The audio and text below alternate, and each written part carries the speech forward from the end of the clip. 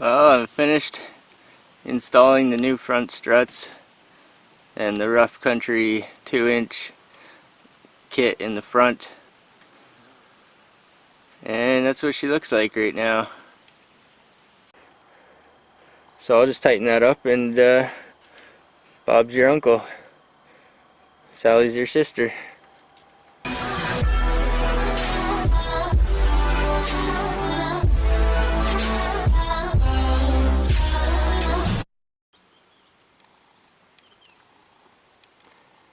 Rough country Chevy GMC.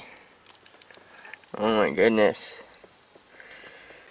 So that's the rough country front. It's going to be the top plate. It's going to replace the top plate on the strut. So I put the studs in. These studs press in. So these struts didn't come with top plates. They were supposed to come with springs and stuff, so I'm a little bit disappointed about that. I might complain about that, but I can reuse my old spring.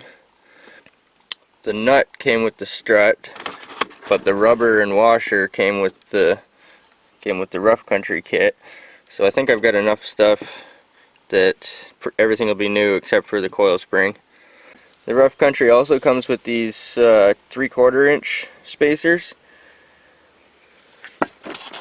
for the rear. So it's supposed to be 2-inch front and 3/4 rear.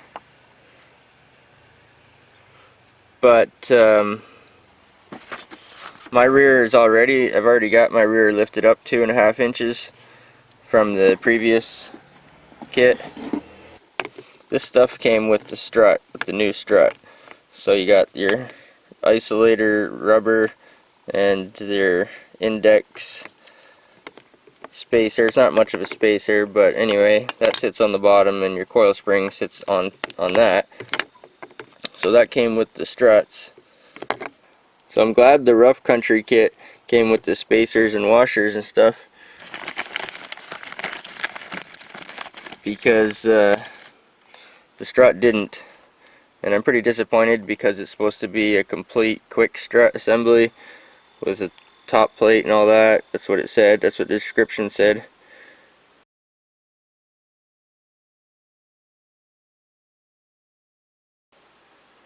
So a little bit disappointed in the struts, but I've got enough stuff here to do what I need to do.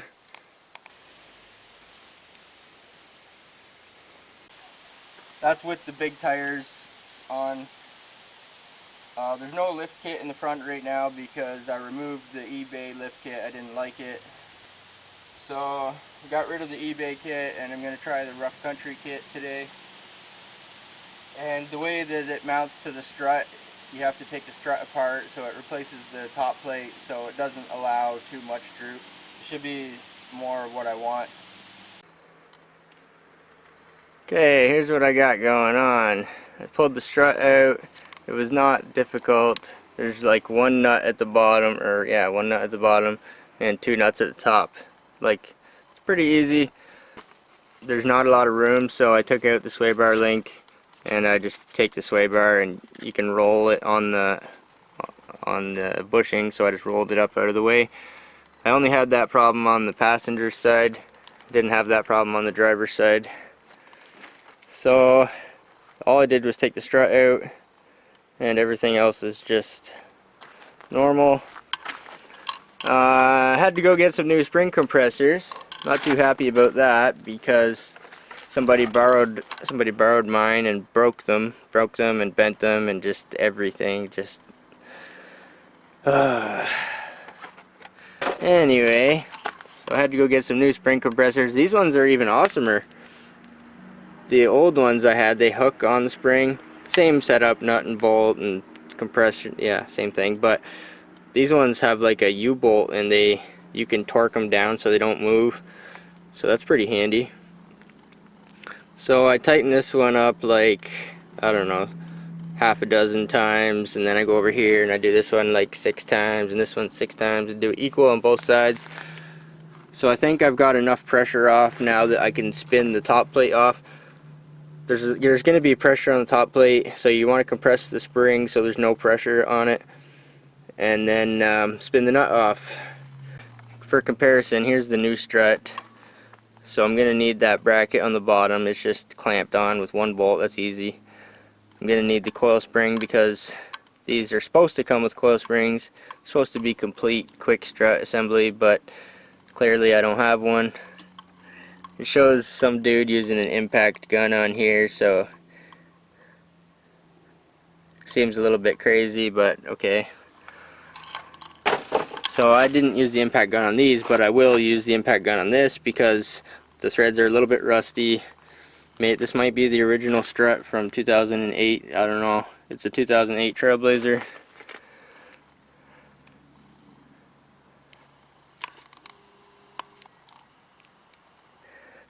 This is the new top plate, which is actually the lift kit. So instead of your spring being up here, it preloads your spring down here, but it keeps your strut up here, so your strut bolts in here, so that way it can only droop so far.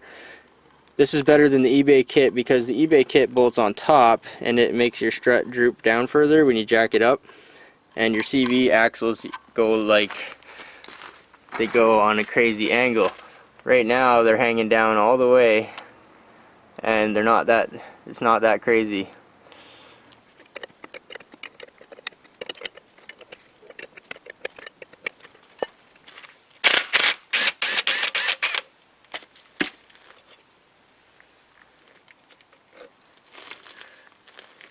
There's the washer off the top.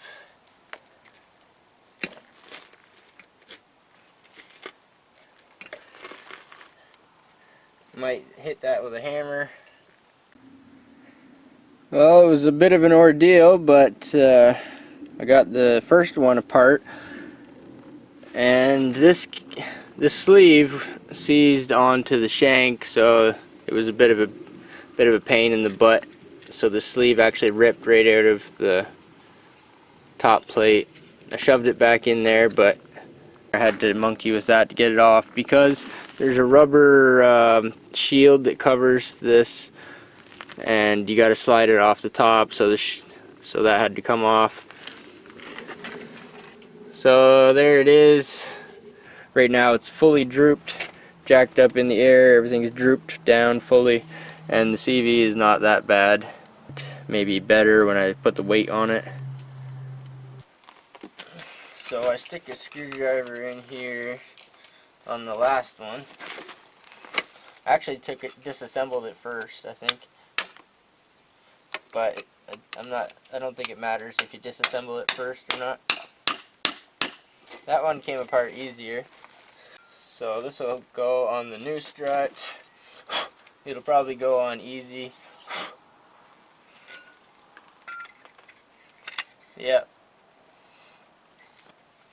I'll leave this like loose so I can clock the top two bolts. We got the new strut, and I've got the lower part put on it off the old one. It seems to be perfect, just the way it is. So I'm gonna go ahead and put her in just like that. Okay, it's raining now. Turn the dirt into mud, so if I complain about working in the dirt, then they give me something different. They give me mud to work in instead. So I compressed these a little bit with a wrench, and equal amounts on both sides.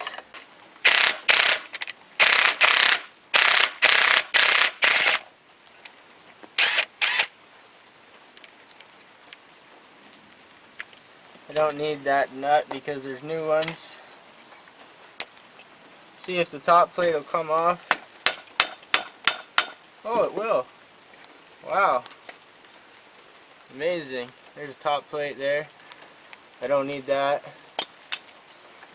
because the new Rough Country kit is basically a new top plate. So here's a factory one, and here's the Rough Country.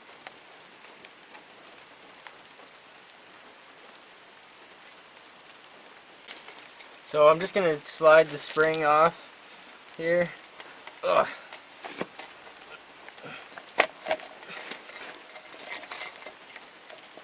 like so. I'm going to need this because the new struts didn't come with one.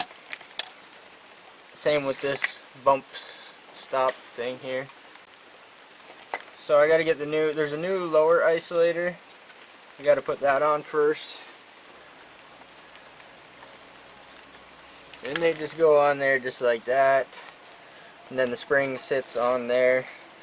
I have to reuse the top isolator, I guess, apparently. Put this on. Put this on. Put this on. Put this rubber with the pilot facing up. Man, that rubber is pretty tight. Okay, now the spring, the index, the spring at the bottom here.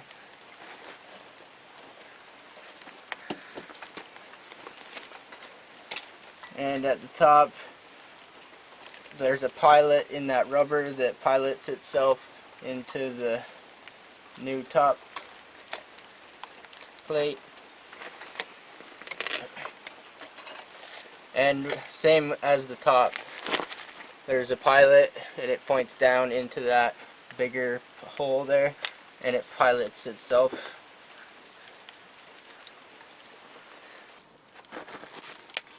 The instructions says to tighten this up until the rubber expands the same size as the washer, which is most of the way.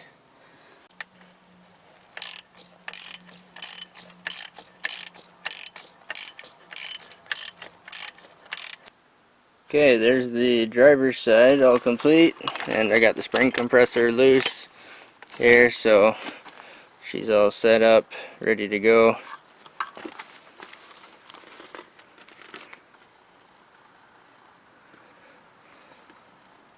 I got the passenger side installed. Well, took a few minutes, but wow, that compressor, you gotta like bolt it together, so yeah, that was a little extra time consuming. But I got both sides in. I put the lower mount on sort of last. I sort of put the strut up in there, put the top two nuts on, and then there's a lower mount that goes like this, and I put that one on. It's probably way too dark, but yeah, this one that comes down here, I put that one on last, and when I'm taking it apart I pop that one off first, then I drop the strut down. So I can probably tighten up this clamp now because I wanted to clock this right and clock that top up in there. So I let these two, I just sort of just let them turn in the clamp here. So I'll just tighten that up, and Bob's your uncle. Sally's your sister. Well, I'm finished installing the new front struts and the rough country 2-inch kit in the front. And that's what she looks like right now. The driver's side seems to be almost level, but I think the passenger side is sitting on a little bit of a rock.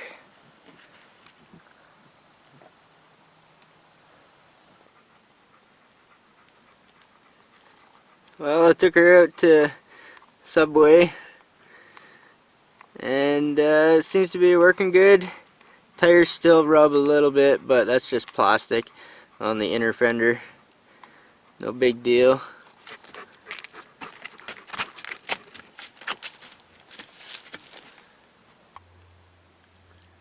So that's kind of what it looks like right now.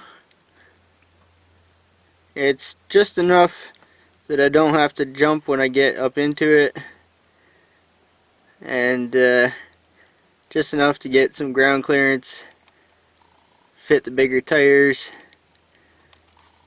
It's not too big, it's just right. There's a tiny bit of rub in the back, but I always I always had that since I put the big tires on, and that's just plastic, so that you can heat that up and push it out of the way, or you can remove the, this has like mud flaps, so I could remove those. Other than that, everything's good.